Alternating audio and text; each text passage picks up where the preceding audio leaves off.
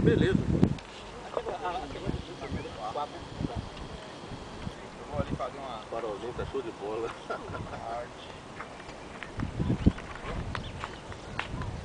Cadê os passos?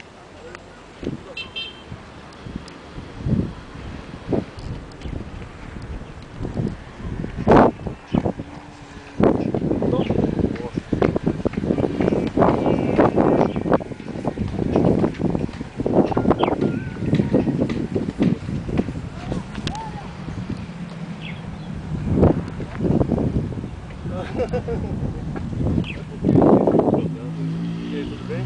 Tá com medo de receber uma ligação aqui e eu atender?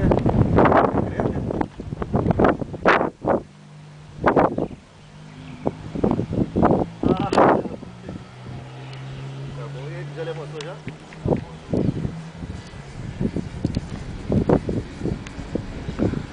Tá aqui.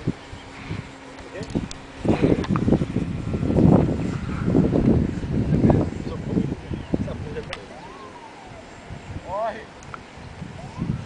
Agora? É. 8h36. Tá tarde já também.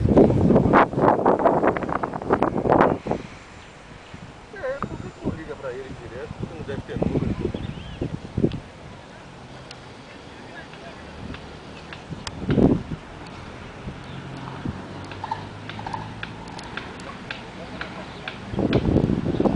Vai pousar?